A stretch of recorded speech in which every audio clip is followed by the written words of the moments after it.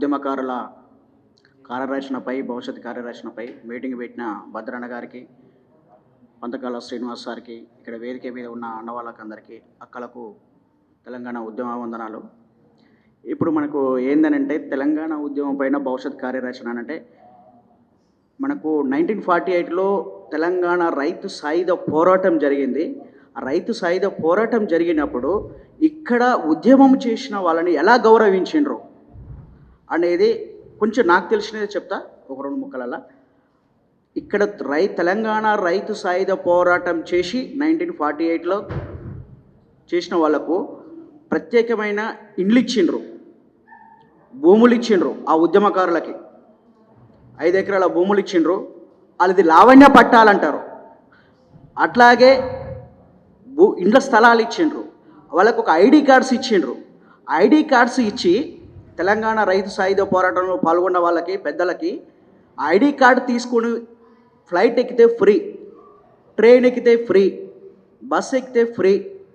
వాళ్ళు ఏ ప్రదేశానికి వెళ్ళినా ప్రత్యేకమైన గుర్తింపు ఉంది ఆ ఉద్యమకారులకి. మరి అలాగే 1969లో జరిగిన ఉద్యమం, 2009లో జరిగిన ఉద్యమకారులకు, మన తెలంగాణలో ఉన్న ఉస్మానియా యూనివర్సిటీ విద్యార్థులకు, ఉద్యమకారులకు, పాలమూరు యూనివర్సిటీ విద్యార్థి ఉద్యమకారులకు, కాకతీయ యూనివర్సిటీ విద్యార్థి ఉద్యమకారులకు, అలాగే తెలంగాణ యూనివర్సిటీలో ఉన్న విద్యార్థి ఉద్యమకారులు, వీళ్ళందరూ ఐక్యమత్యంగా ఉండి ఒక జేఏసీ అనేది ఏర్పాటు చేసిండ్రు.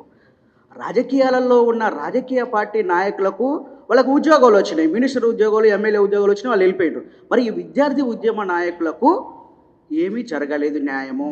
ఇలాగే ఉద్యమాలు చేస్తున్నారు. మరి వీళ్ళకి ప్రత్యేకంగా గుర్తింపు అనేది ఉండాలి కదా. ఆ రోజు పేపర్ స్టేట్మెంట్స్ వచ్చినాయి కదా 2009లో. చలో అసెంబ్లీ ప్రోగ్రాం పెట్టినప్పుడు, డిసెంబర్ 9వ తారీఖు పెట్టినప్పుడు, డిసెంబర్ 8వ తారీఖు నైటే పార్లమెంట్లో ఒక అనౌన్స్మెంట్ జరిగింది. చిదంబరం గారు ఏర్పాటు చేసిండ్రు. మరి విద్యార్థి ఉద్యమకారులు ప్రతి ఒక్కరికి గుర్తింపు ఉంది. ఆ గుర్తింపును వాళ్ళు కాన్స్టిట్యూషన్ బాడీలో ఎందుకు మీరు పెడతలేరు? వీళ్ళకు ఒక గౌరవం అనేది దక్కే విధంగా చూడాలనేది మీరు ముందు భవిష్యత్ అనేది చేస్తున్నారు. దీనికి ఖచ్చితంగా మేము అడ్వకేట్స్ కూడా అప్పుడైతే ఎట్టి విధంగా అయితే అడ్వకేట్ జేఏసీ కూడా ఎలా ఏర్పడిందో తెలంగాణ ఉద్యమకారులలో విద్యార్థులు ముఖ్య పాత్ర వహించారు. మీకు అండదండగా అడ్వకేట్స్గా కూడా మేము ఉన్నాము. ప్రతి ఒక్కరికి న్యాయం అనేది జరగాలి. ఎందుకంటే ఇక్కడ త్యాగం ఏర్పడింది. ఈ త్యాగానికి గుర్తింపు ఉండాలి. త్యాగానికి గుర్తింపు ఉండాలి.